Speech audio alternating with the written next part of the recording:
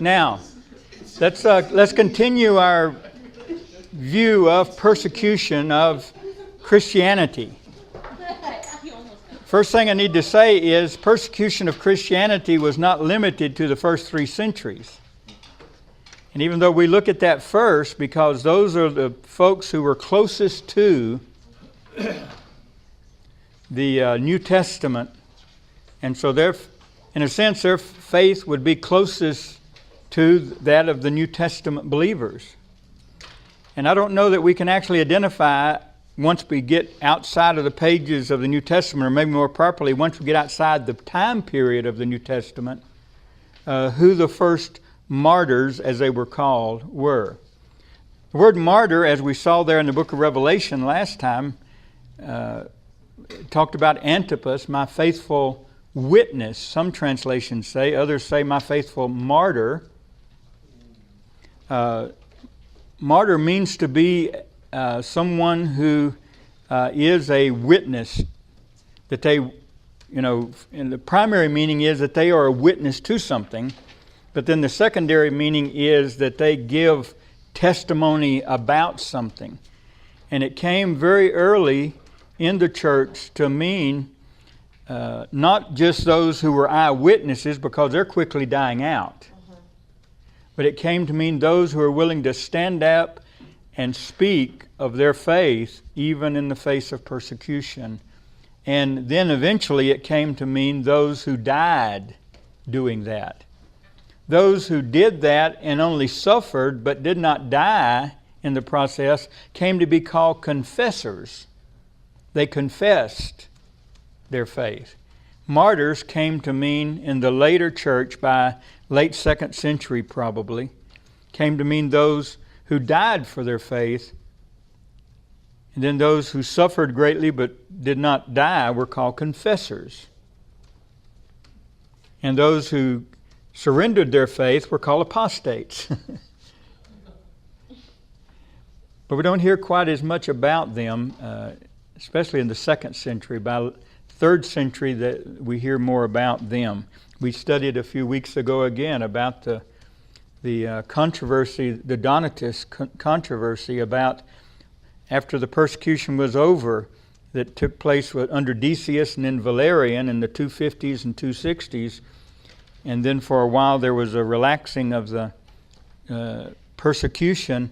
Some believers who, out of fear for their lives, had actually made the sacrifices to the emperor and had got a labella, the little certificate that certified that they had done that. They wanted to come back to the church, confessing their sins, wanting to be accepted back into the fellowship. And some of the church didn't want to let them back in. And others did. And so that led to a controversy in the church, and even a division in North Africa, where those who didn't want to let them back in, the Donatists, having their own separate congregations from the main Catholic church. I'm using Catholic in the sense of the mainstream church, not necessarily Roman Catholic. But so we need to sort of know those words, because that's how they're going to be used in this. So we want to start today by talking about why they were persecuted. We're having to rely on a combination of the writings of early Christians that have survived down to us, along with some of the writings of unbelievers. And even in a few occasions, the writings of government officials about what caused Rome, who was very tolerant usually towards all religions. One of the things they had been able to do as they extended their Roman Empire was to take in new territories and new peoples who had new religions and just sort of absorb them into the whole, sort of be synchronistic, just add one more. What if you already worship a whole plethora of gods, what's one more or 100 more? Just, it. In some ways, Rome, within certain limited bounds, sort of adopt the idea that there's no one way that's right. And so everybody has a right to their own belief system. But there were limits to that, and those limits are part of what the Christians ended up bumping up against. And so I'm going to show you some of the most common things that are said concerning them. What is there? 6 reasons here. And I just want to talk about them briefly, but it's important for us to understand them.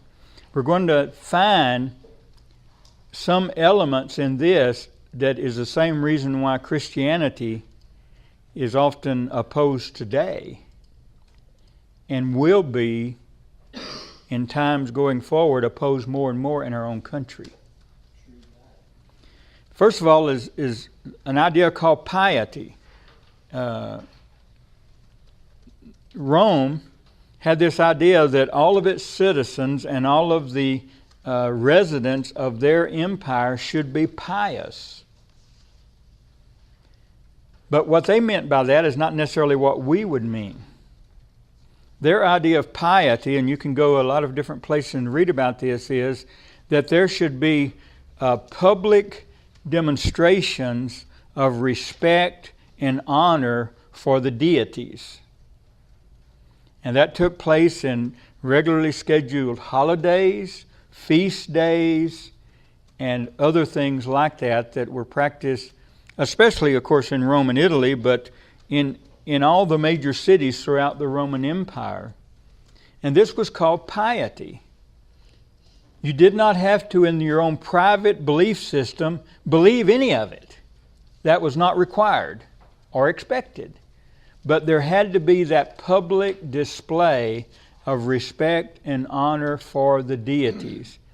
And that has to do with the fact that Rome, way back at its founding in the first several hundred years of it, Rome and Romans were deeply religious. That's a different word from piety. And really believed that the gods of the Romans had helped them establish their city and their nation and eventually their empire, and that it was the gods who were maintaining that. And so to keep that maintenance going between the gods and Rome, there needed to be piety. On the other hand, they repeatedly called Christians superstitious,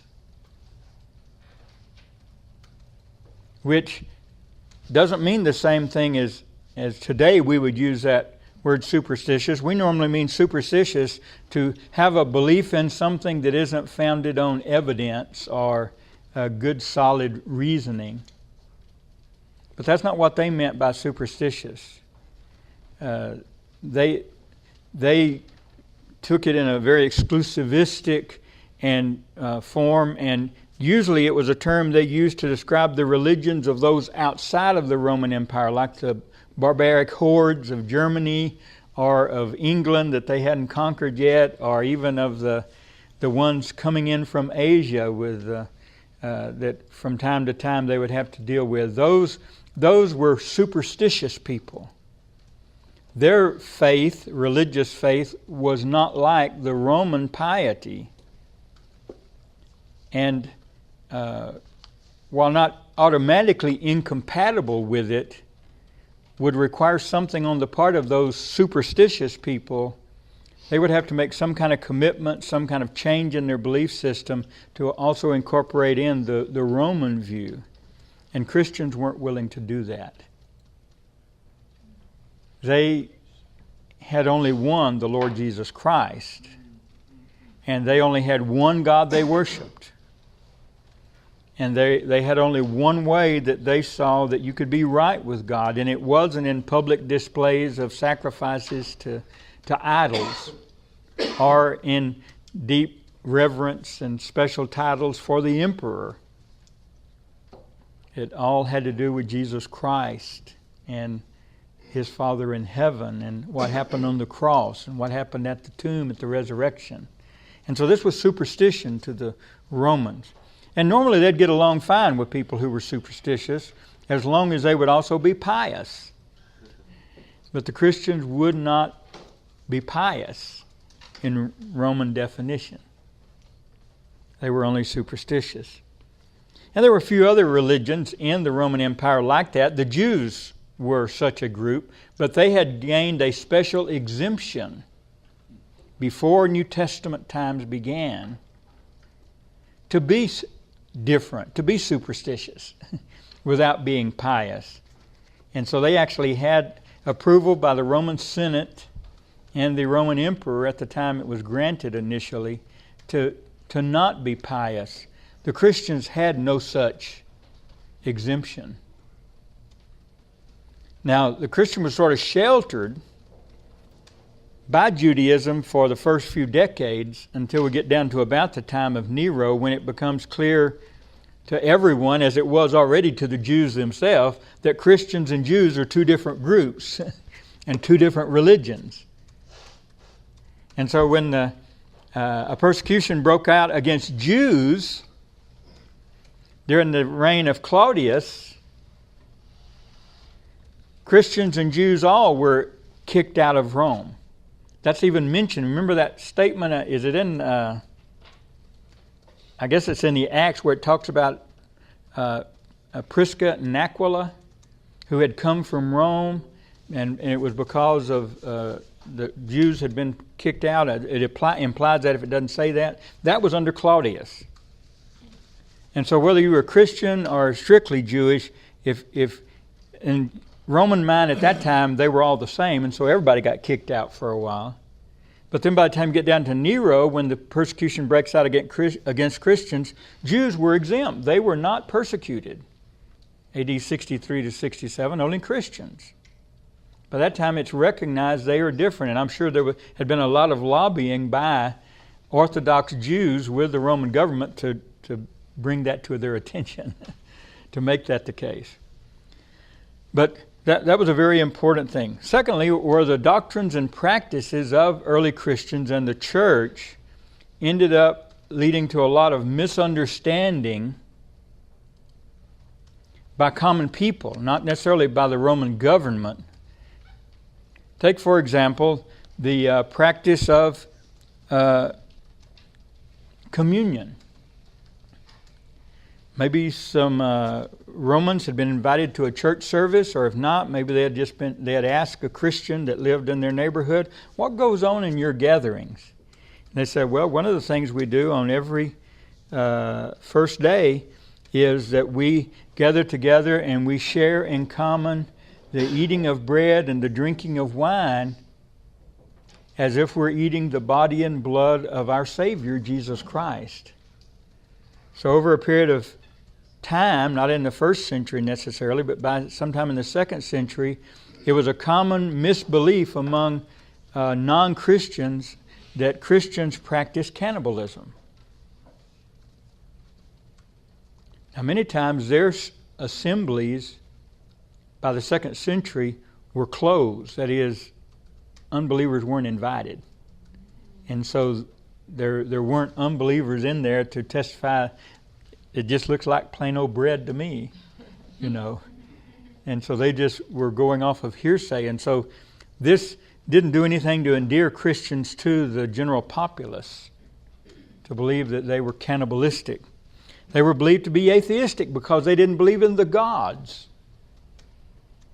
Now, they believed in a God, but not the God the gods you need to believe in to be pious, and so they were considered atheists. That was a common charge against Christians, is that they were atheists because they didn't believe in the same gods as everybody else. They were often accused of gross immorality because for a great long period of time, the early churches practiced what we even read about in 1 Corinthians, that they were having what was called the love feast.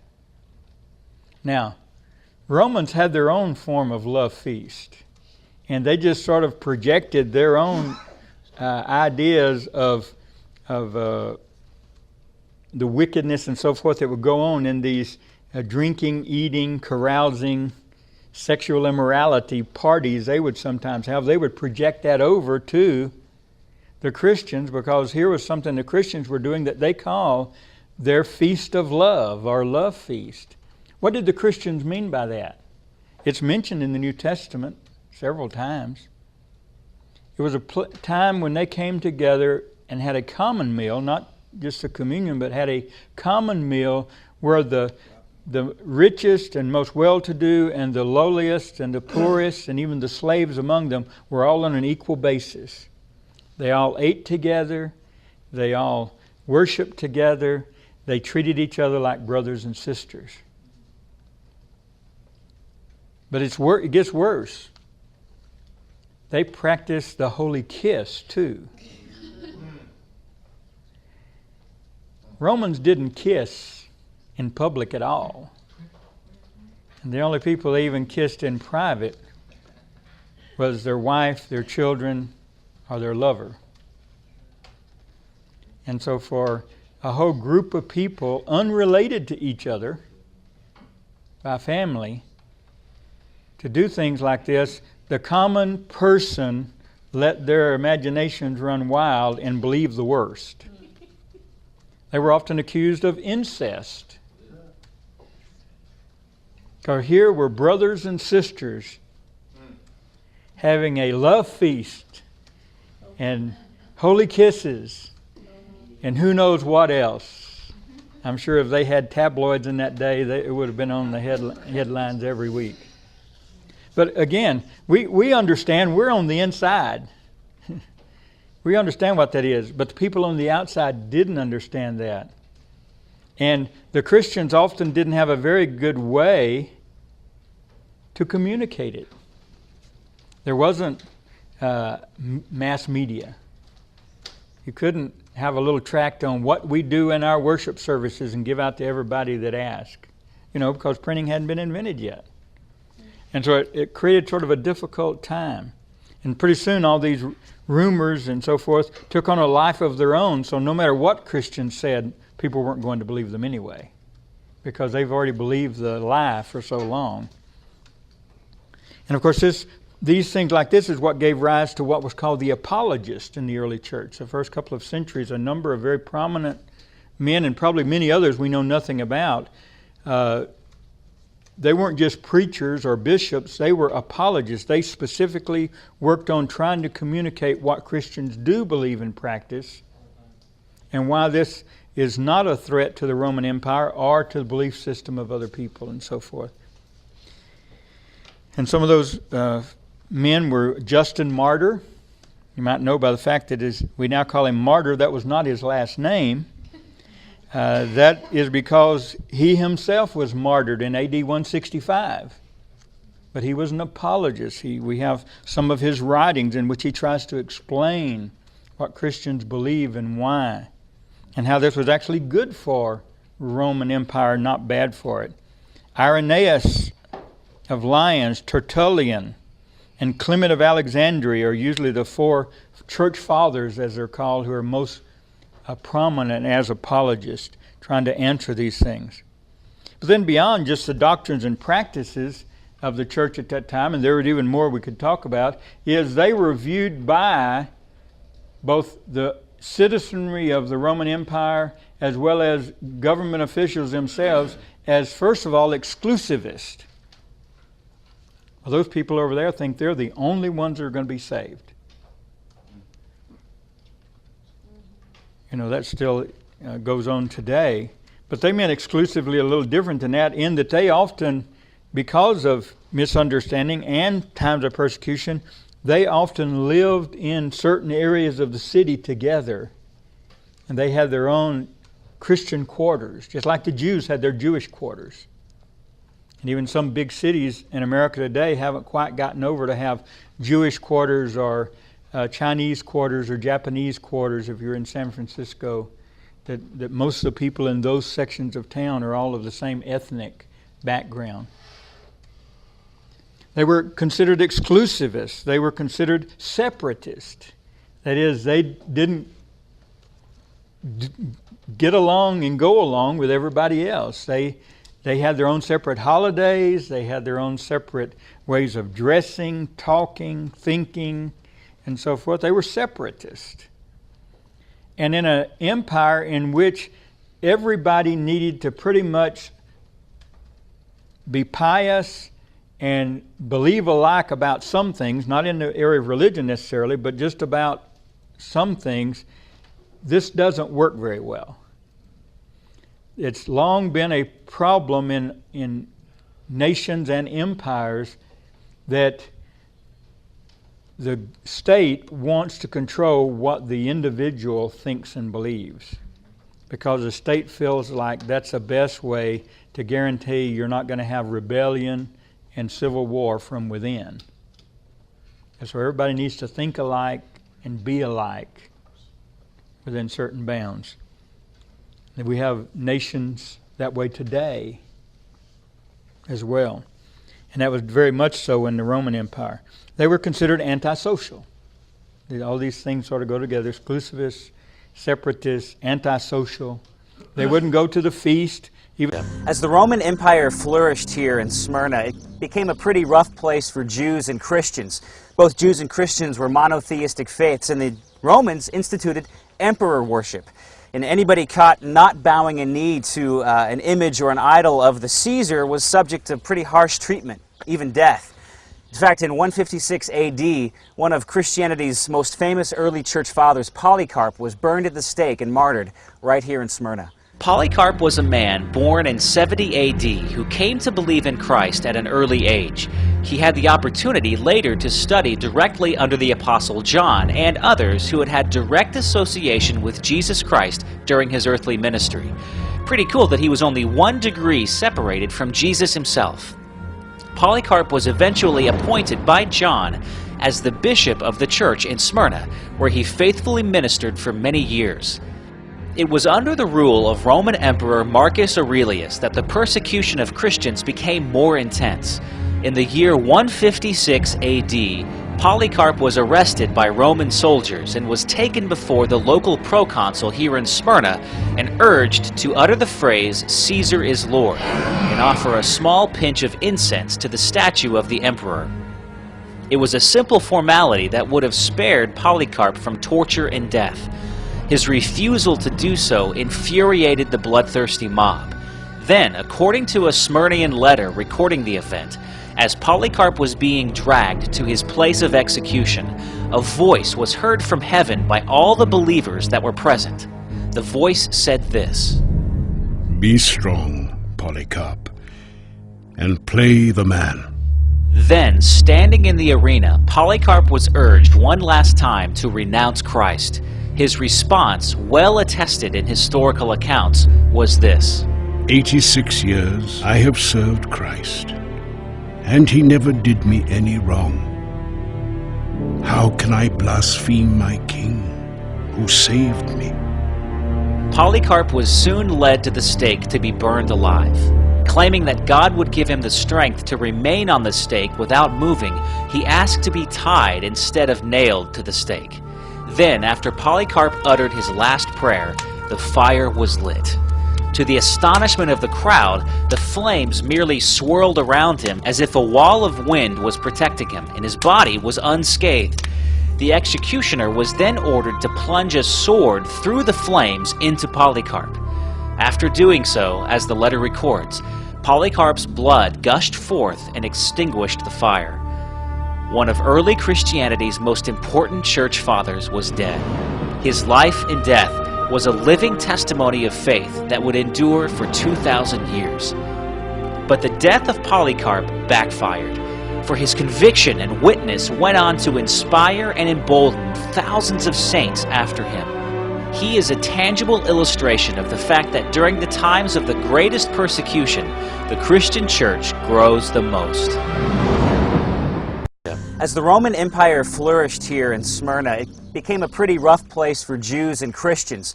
Both Jews and Christians were monotheistic faiths, and the Romans instituted emperor worship. And anybody caught not bowing a knee to an image or an idol of the Caesar was subject to pretty harsh treatment, even death. In fact, in 156 AD, one of Christianity's most famous early church fathers, Polycarp, was burned at the stake and martyred right here in Smyrna. Polycarp was a man born in 70 who came to believe in Christ at an early age. He had the opportunity later to study directly under the Apostle John and others who had had direct association with Jesus Christ during his earthly ministry. Pretty cool that he was only 1 degree separated from Jesus himself. Polycarp was eventually appointed by John as the bishop of the church in Smyrna, where he faithfully ministered for many years. It was under the rule of Roman Emperor Marcus Aurelius that the persecution of Christians became more intense. In the year 156 AD, Polycarp was arrested by Roman soldiers and was taken before the local proconsul here in Smyrna and urged to utter the phrase, "Caesar is Lord," and offer a small pinch of incense to the statue of the emperor. It was a simple formality that would have spared Polycarp from torture and death. His refusal to do so infuriated the bloodthirsty mob. Then, according to a Smyrnian letter recording the event, as Polycarp was being dragged to his place of execution, a voice was heard from heaven by all the believers that were present. The voice said this, Be strong, Polycarp, and play the man. Then, standing in the arena, Polycarp was urged one last time to renounce Christ. His response, well attested in historical accounts, was this, 86 years I have served Christ, and he never did me any wrong. How can I blaspheme my King, who saved me? Polycarp was soon led to the stake to be burned alive. Claiming that God would give him the strength to remain on the stake without moving, he asked to be tied instead of nailed to the stake. Then, after Polycarp uttered his last prayer, the fire was lit.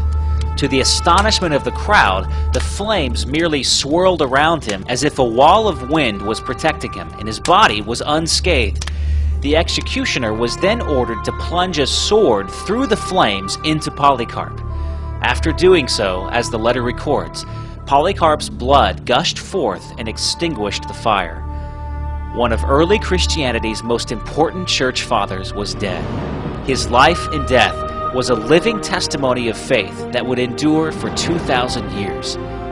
But the death of Polycarp backfired, for his conviction and witness went on to inspire and embolden thousands of saints after him. He is a tangible illustration of the fact that during the times of the greatest persecution, the Christian church grows the most. Expression that means a secret group working within a nation, but who has their allegiance to another nation. And in a sense, that's true, isn't it? You can only imagine Christians trying to explain that to their next door neighbor, and the more they explain, the more it seemed to the next door neighbor that it's right. These people are not one with us. They are more loyal to someone else. And that always was viewed as a threat, even though during these first 3 centuries, we don't have a single recorded instance of Christians ever rising up in any kind of rebellion against the state. Instead, meekly going to their death, all the time saying that they paid their taxes, that they were peaceable people, that they had no ill will towards the emperor or the army or the governor of their area or anything. But they were seen as a kind of a subversive factor in the country. Well, then that brings us to some of the martyrs. We don't have records of all of them in these 10 different persecutions that took place. We know about Peter and Paul. We know earlier about James.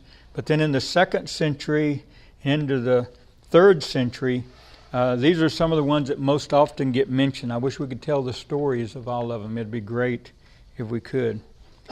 Polycarp of Smyrna, Justin Martyr, a young woman and her slave handmaiden named Perpetua and Felicity or Felicitas. Then there's a 40 of Sebast. This took place in the 3rd century. I'll tell you a little bit about this group. Most Christians ended up not being able to serve in the army. They didn't have draft anyway, so serving in the army was actually a great thing to do if you wanted to have a steady job and a steady income with a little bit of risk along the way. Serve in the army. They were paid better than the average person. When you retired, when you're too old to serve in the army, you got a pension the rest of your life from the government at a time when almost no one else got that. But Christians couldn't serve in the army at first because they were afraid they might end up having to kill their own brethren. But then later the army wouldn't accept them. But sometimes those who were already in the army became Christians. And there's this story that during one of the persecutions in what is Turkey today, in the inland area in the wintertime, an order had come down from above to purge the ranks of any Christians. And 40 men were identified in this one unit as being Christians. And they were given the usual choice: renounce your faith, swear allegiance to the emperor above all, make a little tiny incense sacrifice to him, and your life will be spared. The 40 said they couldn't do that, that they were loyal to the emperor. They would die for the emperor, but they would also die for Christ. And there was a frozen lake near where they were camped.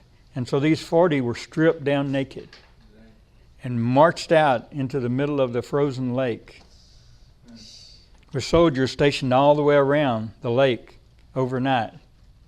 So if any wanted to renounce their faith and come back in, they could do so. The Christians out in the middle of the lake were singing. Wow.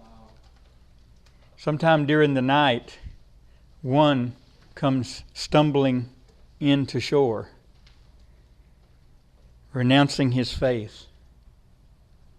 One of the soldiers, seeing this, strips off his own uniform and marches out to take his place. By morning, no one was singing. The ones that were not dead from exposure already were so near death that they gathered up the bodies and brought them to shore and burned them. They're called the 40 of Sebast. And there's actually an annual feast day or holy day in the Orthodox Church, I believe, for the 40. And I believe in the Roman Church as well. That's the kind of stories you hear a lot about, is people like that. In fact, I'm going to pop out of my PowerPoint here if I can convince my computer to do that. And I think I've got a video here. As the Roman Empire flourished here in Smyrna, it became a pretty rough place for Jews and Christians. Both Jews and Christians were monotheistic faiths, and the Romans instituted emperor worship. And anybody caught not bowing a knee to an image or an idol of the Caesar was subject to pretty harsh treatment, even death. In fact, in 156 AD, one of Christianity's most famous early church fathers, Polycarp, was burned at the stake and martyred right here in Smyrna. Polycarp was a man born in 70 AD who came to believe in Christ at an early age. He had the opportunity later to study directly under the Apostle John and others who had had direct association with Jesus Christ during his earthly ministry. Pretty cool that he was only 1 degree separated from Jesus himself. Polycarp was eventually appointed by John as the bishop of the church in Smyrna, where he faithfully ministered for many years. It was under the rule of Roman Emperor Marcus Aurelius that the persecution of Christians became more intense. In the year 156 AD, Polycarp was arrested by Roman soldiers and was taken before the local proconsul here in Smyrna and urged to utter the phrase, "Caesar is Lord," and offer a small pinch of incense to the statue of the emperor. It was a simple formality that would have spared Polycarp from torture and death. His refusal to do so infuriated the bloodthirsty mob. Then, according to a Smyrnian letter recording the event, as Polycarp was being dragged to his place of execution, a voice was heard from heaven by all the believers that were present. The voice said this: "Be strong, Polycarp, and play the man." Then, standing in the arena, Polycarp was urged one last time to renounce Christ.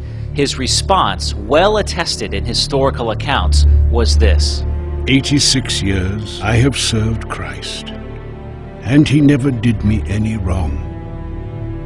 How can I blaspheme my King who saved me? Polycarp was soon led to the stake to be burned alive. Claiming that God would give him the strength to remain on the stake without moving, he asked to be tied instead of nailed to the stake. Then, after Polycarp uttered his last prayer, the fire was lit. To the astonishment of the crowd, the flames merely swirled around him as if a wall of wind was protecting him, and his body was unscathed. The executioner was then ordered to plunge a sword through the flames into Polycarp. After doing so, as the letter records, Polycarp's blood gushed forth and extinguished the fire. One of early Christianity's most important church fathers was dead. His life and death was a living testimony of faith that would endure for 2,000 years. But the death of Polycarp backfired, for his conviction and witness went on to inspire and embolden thousands of saints after him. He is a tangible illustration of the fact that during the times of the greatest persecution, the Christian church grows the most. And, we have several stories like that. Now, the book I referred to earlier by Candida Moss, A Myth of Martyrdom, she would not deny that we have records of his death, but she would say the fact that it says that in some record that when they pierced him with a spear, his blood came out and put out the fire shows that this whole thing is a myth. Well, it might show that one aspect of it might be a little overblown or something, but that doesn't invalidate the whole thing. And so that's an important thing to realize, that often these folks are almost seem like grasping at straws or something. And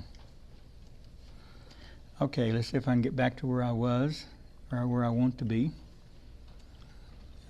Here's some of the martyrs we were just talking about, and we've already mentioned the apologist. But then let's talk a little bit about some of the ways we actually have recorded that they died. I mean, it's not because I'm just into gruesome or anything like that, but need to realize that, when these people suffered this, it was not just always a nice, quick, swift, instantaneous death that they suffered. Many of them paid a great price. The first thing we find mentioned often that happened to Christians who didn't even die immediately for their faith is that they were sold into slavery. The vast majority of Christians were of the lower classes, did not, like the Apostle Paul, be able to appeal to their citizenship to protect them somewhat from what was going to happen to them. And so it's a very difficult thing, and once you had a Roman citizenship, to have that citizenship stripped from you and you sold into slavery. But if you were not a citizen, and maybe only, I've seen different numbers for different periods of time, maybe 10, 15% at most of the people in the Roman Empire ever got citizenship. The vast majority were just residents or slaves.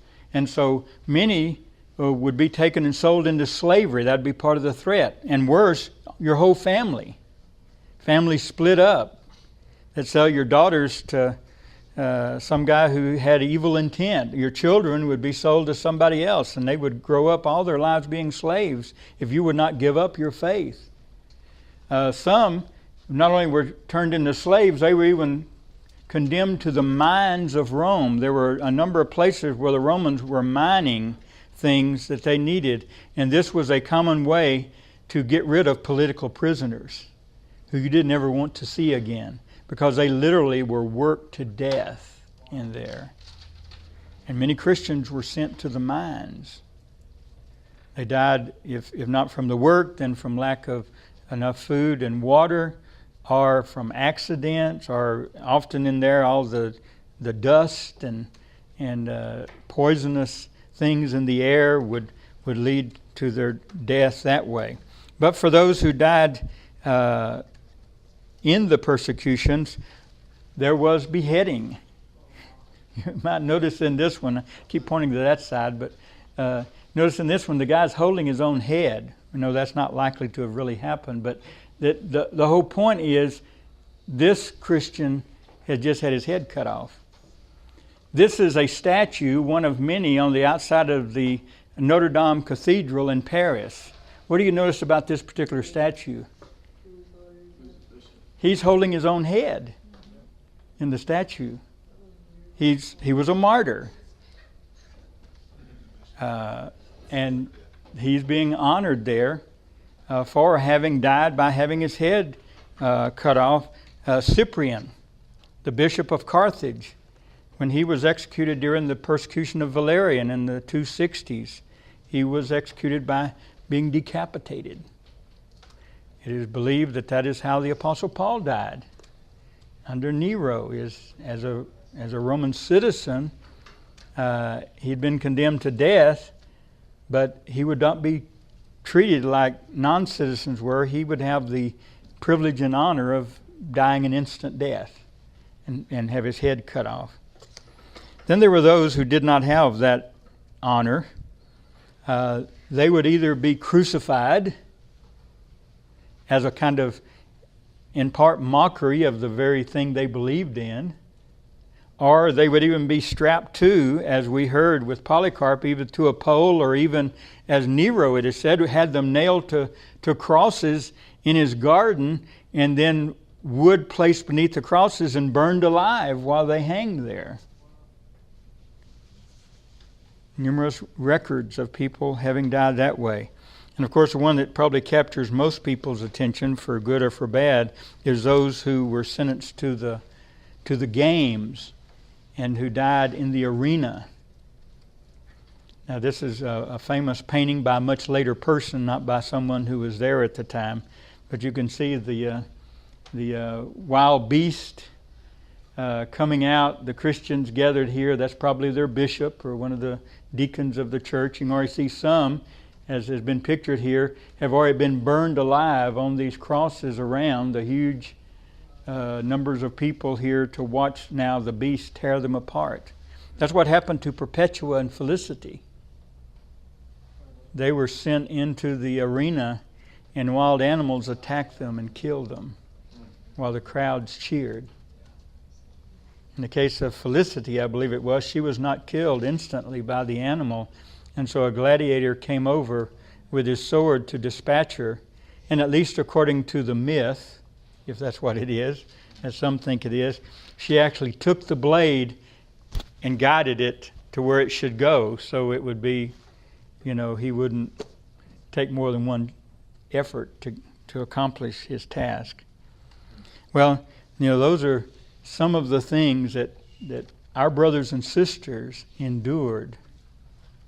But what we need to realize that it's not just those early believers that suffered like this, that down through history there's been a large number of persecutions.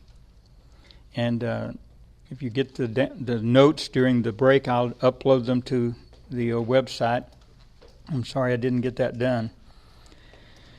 But you'll see a few others listed. The Waldenses in the 1200s and 1300s was persecuted very heavily for 2 centuries by the Catholic Church.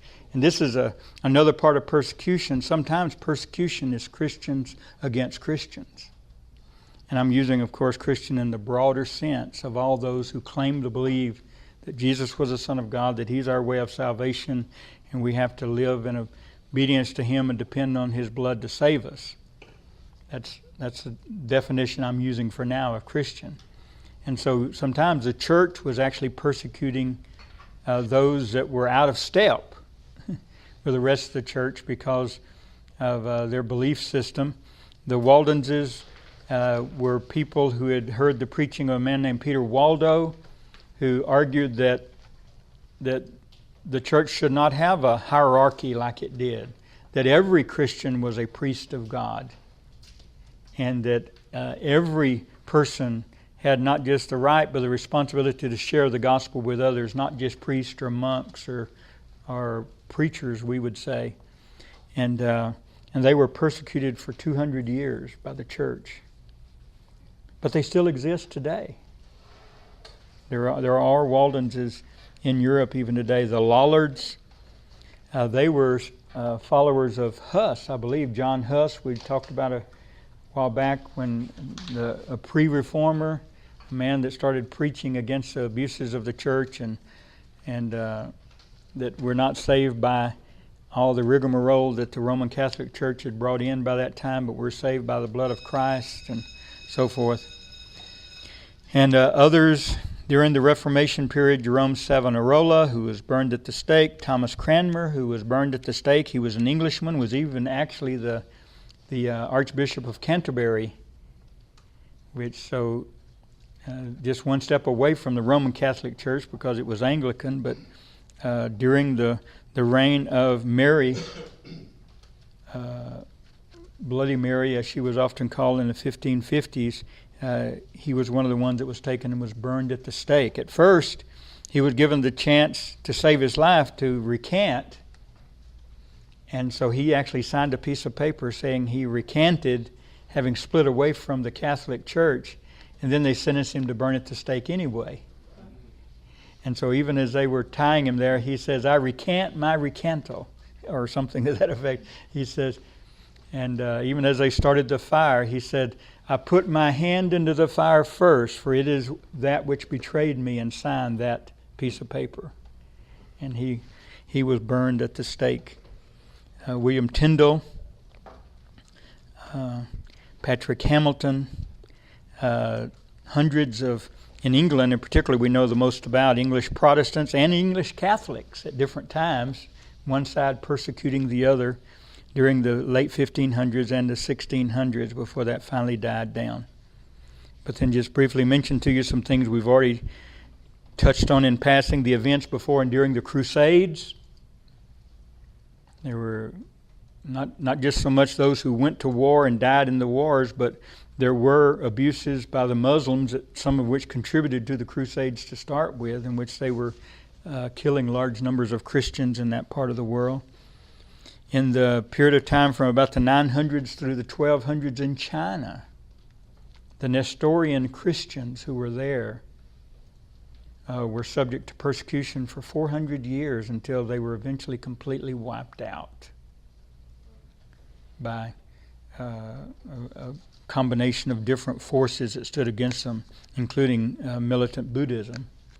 And then the hidden Christians of Japan, and when Christianity came to Japan in the 1500s by the Portuguese priest, but then a change of who ruled, who were the most powerful landlords in Japan, that changed. Then suddenly Christians were persona non grata, and Christianity went underground. And so that movie Silence that we saw a little preview of last time is about that. And while the movie itself is fictional, the events they picture are not. So hidden Christians suffered in Japan for over 200 years. And then they'll give us a chance when we come back to talk about persecution in the 20th and 21st century, plus to watch a video. Okay, so take our break.